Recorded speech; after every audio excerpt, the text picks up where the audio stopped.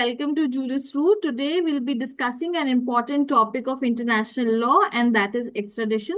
So let's dive in quickly.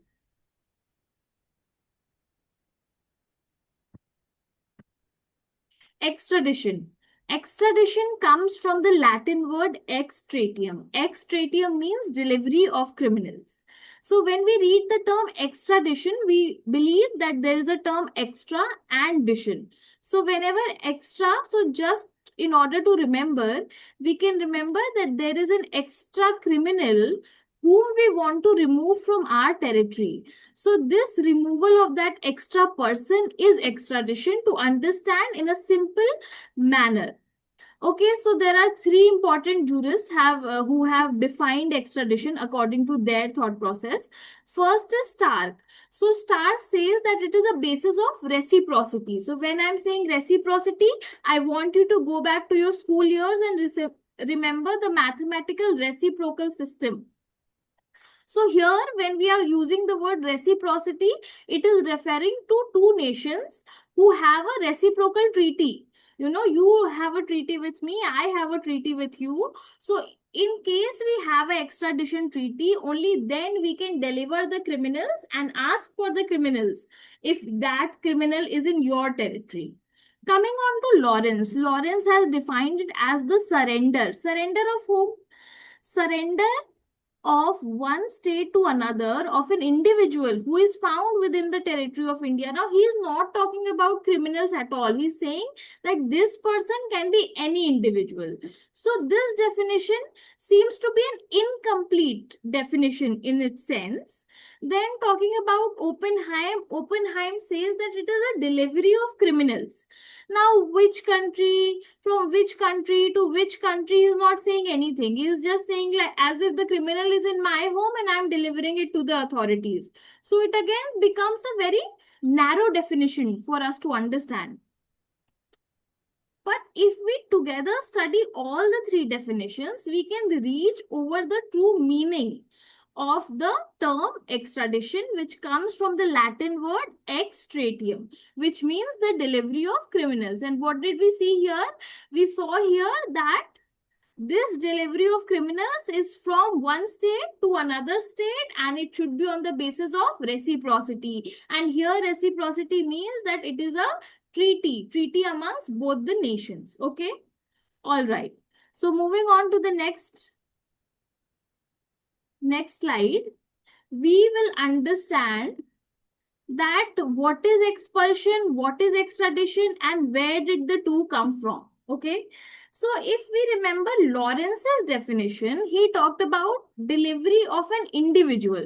So when I'm using the term individual and not a criminal, it will lean towards the expulsion era and not towards the extradition part. Okay, and this distinction was told and made clear in the case of Hans Mueller of Nuremberg versus Superintendent Presidency Jail, Calcutta, 1955. Now in this case, they made it very clear that these two terms cannot be used interchangeably.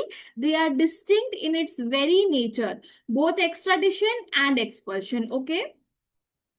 So if the terms are different, in expulsion, it is not a criminal. It is not a criminal. It is just an individual. But in extradition, it always has to be a criminal. Okay.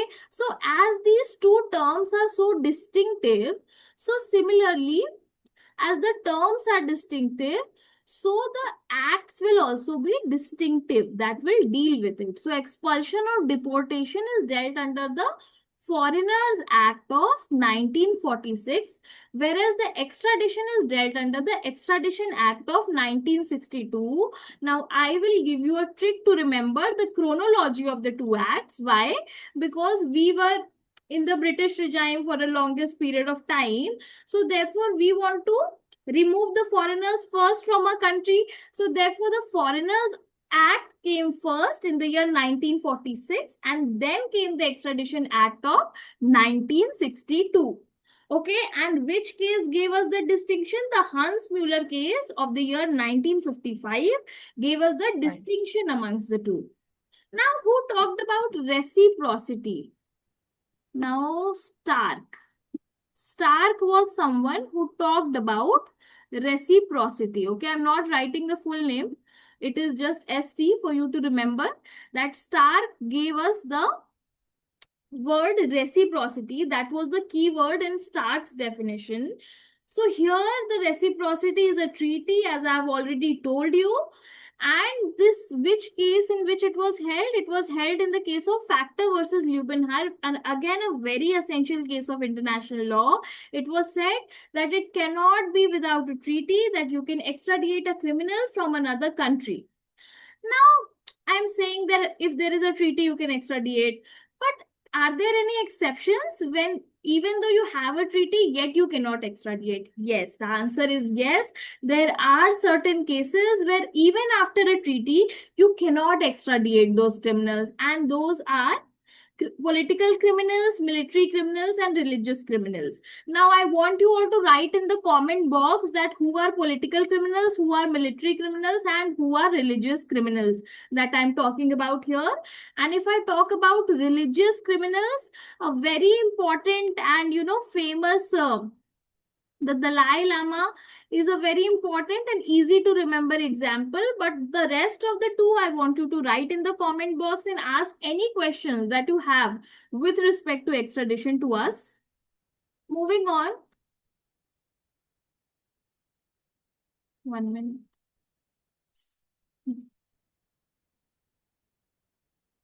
Yes. So moving on to the next slide, we'll be talking about two doctrines, and those doctrines are very important. First is the doctrine of speciality, and the second is the principle of double criminality. Students generally get confused amongst the two, but today we'll understand it in such a manner that in your examination, you're not going to get confused amongst the two. Speciality. When I'm using the word speciality, is it referring to something special or general? Special. So here in extradition, we are talking about crime and criminals and treaty and sending them back. So this speciality will be for a crime only. Yes. So for example, if I am extraditing a person on account of murder, so when that person comes to my country for the trial, can I now try him for cheating also, rape also? Can I do that? No. The answer is no. We can only try that person on the ground of murder, because that was the special offense. Special offense for which we have extradited the criminal. So therefore, it is saying that a person who is extradited to a country to stand for a trial for certain offenses may be tried only. Please pay attention, only for those offenses and not for any pre-extradition offenses, right? This doctrine was explained in the case of US versus Rosher, and Itisha ma'am will now explain you the case of US versus Rosher. Yes, under this case, Charles Rosher was actually accused of murder. Okay, and he fled to Britain. So after that, he was requested by US to be extradited. Okay, so after he arrived US, he was then charged for murder plus cruelty as well. So cruelty was not the offense for which he was extradited. So the issue before the court was whether a person who is extradited for one offense can be tried for another offense. The court held that no, this cannot happen. A person who has been extradited for one offense shall be tried for that offense only, or else it will be miscarriage of justice. Okay. Then this doctrine evolved, that is doctrine of speciality. Then explaining the next doctrine, yes. Yes, thank you, Itisha. The principle of double criminality. Now, double criminality means that, for example, double criminality. How many countries are we talking about? We are talking about two countries. So that offense has to be an offense in both the countries, from where the person is extradited and to where the person is taken to.